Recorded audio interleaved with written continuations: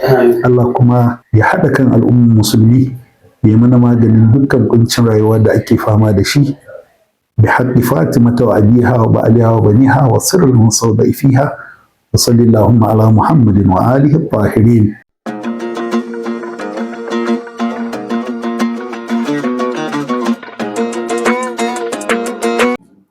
أعوذ بالله السميع العليم من الشيطان اللعين الرجيم. بسم الله الرحمن الرحيم، والصلاة والسلام على أفضل خلق الله حبيب إله العالمين الذي سمي في السماء بأحمد وفي الأرضين بأبي القاسم المصطفى محمد. اللهم صل على محمد وآل محمد وعلى آله الطيبين الطاهرين وأصحابه المنتجبين وعلى جميع الأنبياء والمرسلين يا أحباب رسول الله صلى الله عليه وآله. Ya masu ya manzon Allah na duniya baki ɗaya da iyalan gidansa tsarkaka da sahabbansa managarta, ina mana marhabin da lale da samun kanmu a wannan gida mai tarin albarka, gidan rediyon Kadiriya. Wannan gida Allah subhanahu wa ta'ala ya masa albarka, yau waɗanda suka assasa shi albarka. Mun zo ziyara kuma mun ga abubuwan alhairai da irin tanajin da aka yi, wanda dama makaranta an ta ɗauki salo na manzo da iyalan gidansa tsarkaka tun da waɗanda aka yi nasaban da sunansu Sidi Abdulkadir radiyallahu ta'ala anhu, su al'ummar kakansu tasu ce gaba ɗaya.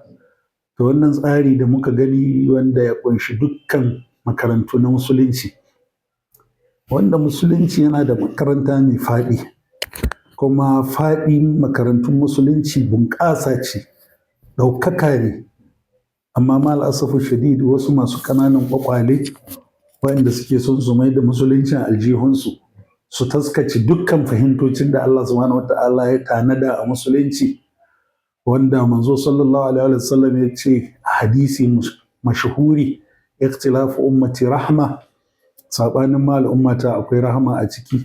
Rahaman shine wannan kowa ya kalli ɓangare na musuluncin da ya fahimce shi, wanda ya fi mishi sauƙi, wanda hujjojin da suka ɗoru a kansa za su taimaka mishi wajen isa zuwa ga manzo sallallahu alaihi wa sallam. Manzon nan Allah ta'ala ya ce wa ma arsalnaka illa rahmatan lil alamin. Shi rahama ne ga dukkan talikai ma, ba wai ma an keɓe musulunci ba da musulmi a duka. Saboda haka lallai buɗe gida irin wannan mai albarka, wanda shugabannin gidan Allah ya saka wa shi shugaban majalisar shura na Kadiriya Sheikh Ibrahim Makwarari, Allah ya ƙara mishi tsawon rai da albarka. Abubuwan da muka tattauna ya yi mana sharhi, ya nuna mana guri-guri da abubuwa mashari daban-daban wanda za su taimaka wajen samar da haɗin kai, wanda haɗin kai shine al'umma ke bukata, ginshiki ne, kuma musuluncin na ya ishi kowa.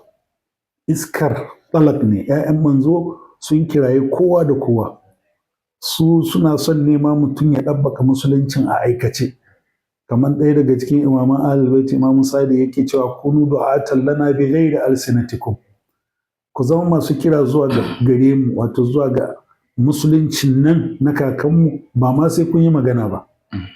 Kunu zainan lana wala takunu shaynan alaina, ku zama mana ƙawa, kan ku zama abin aibatawa.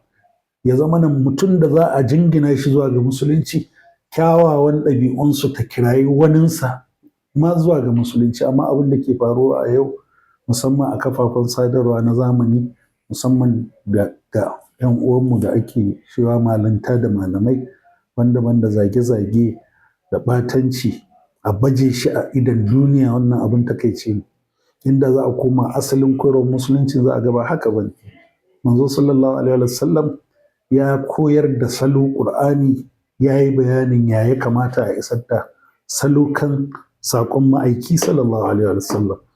Allah ta'ala ya ce ud'u ila sabili rabbika bil hikmati wal mau'izati al hasana wajadilhum billati hiya ahsan. In za ka yi kira zuwa ga sabilu rabbik, malamai suke cewa me yasa Allah ta'ala bai ce sabilullah ba, sai ce sabilu rabbik, saboda ana kira ga duk wanda yake da awan cewa yana bautawa Allah, ko da ma ba a fahimtar ka Allahn da yake cewa yana bautawa ba shine Allahn da kai ka fahimce shi ba, to wannan Allahn da yake da'awa yana bauta mai in zai yi kira to ya kira da hikima ne da kyakkyawan wa'azi. Muna fata Allah subhanahu wata'ala ya sa wannan gidan mai albarka ya zo da salo mai kyau ta yaɗa hasken manzo da ahalin gidansa tsarkaka da sahabbansa managarta cikin irin koyarwar da musulunci yake so ba tare da batanci ba, wanda insha Allah mun san gidan manzo ne, gidan iyalan manzo ne. Abin da za a yi shine bayyanar da fahimta, a yaɗa abin da zai ɗaukaki musulunci ba abin da zai tarwatsa shi ba. A ƙarshe ina wa wannan mu'assasai na wannan gida kyakkyawan fata da addu'a da ma'aikatan gidan, Allah ya musu albarka. Allahumma salli ala Muhammad wa ali Muhammad wa ajil faraja mada. Allah kuma ya albarkaci wannan jiha ta mu ta Kano, ya haɗa kan al'ummar musulmi, ya mana maganin dukkan kuncin rayuwa da ake fama da shi. بحق فاطمة وأبيها وبعلها وبنيها وسر المصوبة فيها وصلى اللهم على محمد وآله الطاهرين.